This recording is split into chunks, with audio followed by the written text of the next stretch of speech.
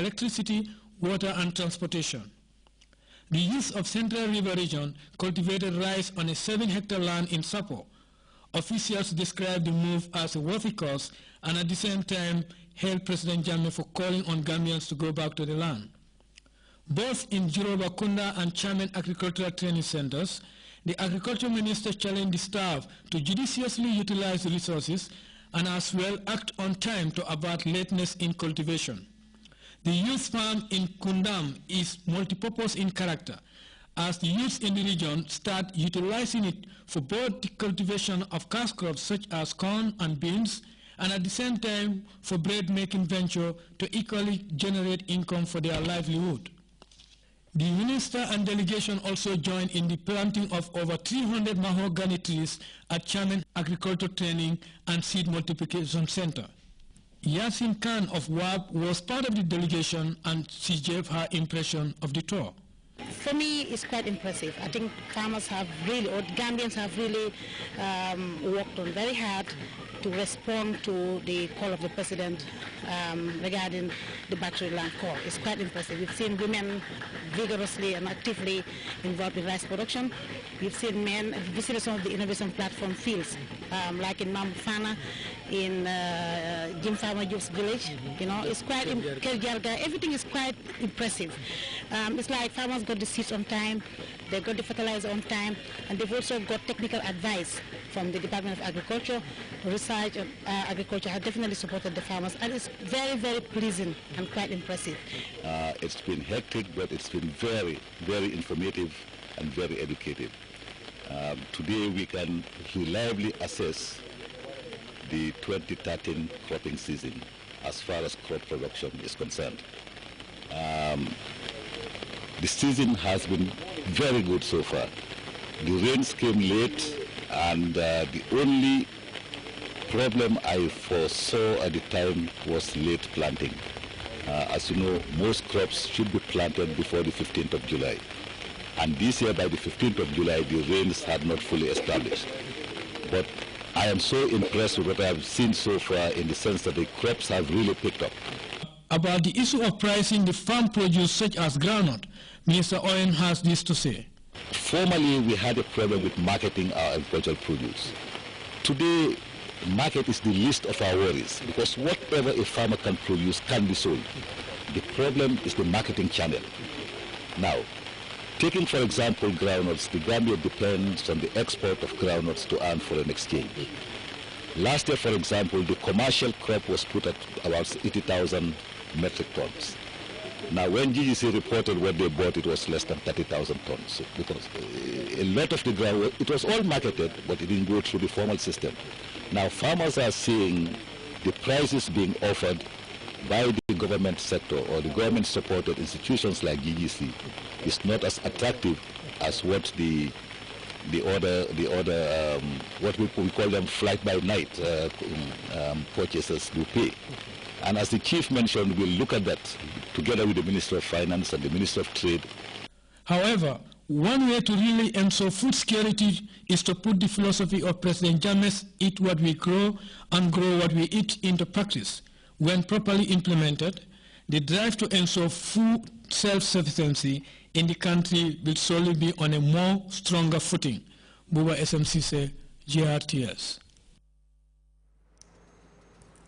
The pilgrimage to the Kingdom of Saudi Arabia continues to inch closer, and officials in charge of the complex operation are not relenting in their efforts to keep intending pilgrims and their sponsors up to date on developments.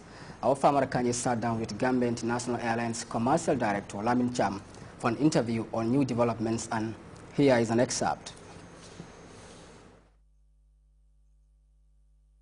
Everything is going fine. We will start to work on the Hajj visas. Therefore, we are calling on every intending pilgrim.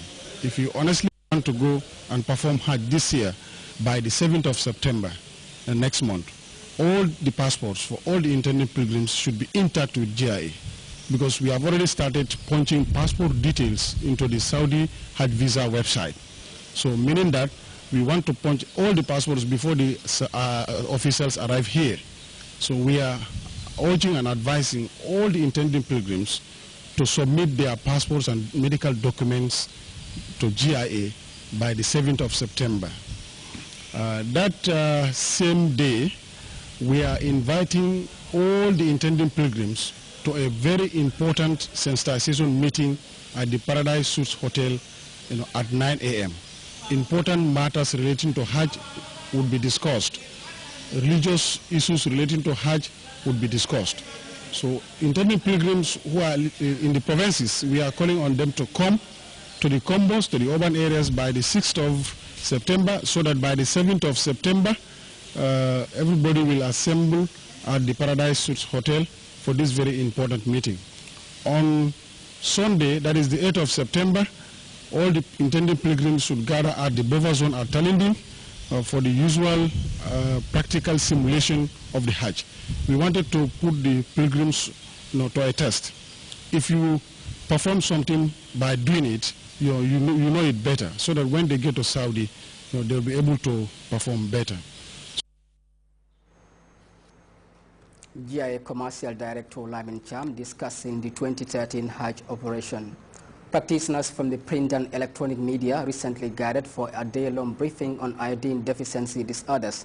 The program, organized by the National Nutrition Agency with support from UNICEF, forms part of efforts aimed at discouraging the consumption of non-iodized salt. Uminjai has the details. Needed by the body in small amounts for growth and development, particularly for the brain. Inadequate consumption of iodine has several health consequences called iodine deficiency disorders. The principal cause of iodine deficiency is low content of mineral iodine in diet.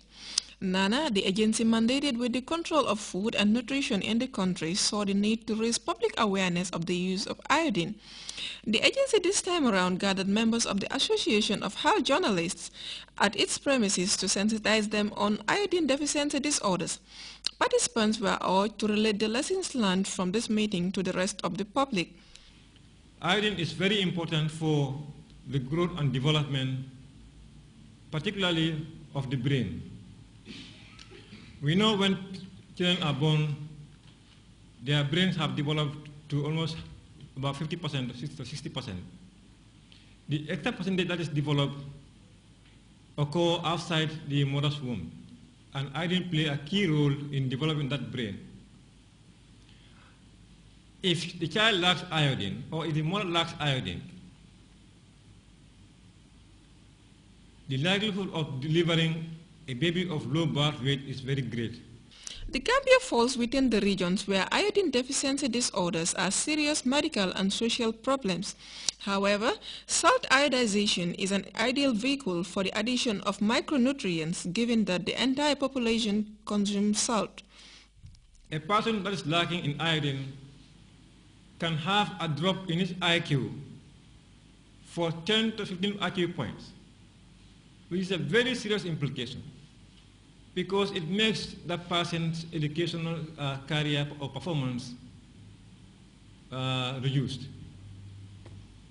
Well, one may say, well, in the past we're seeing a reduction in the performance in our school systems.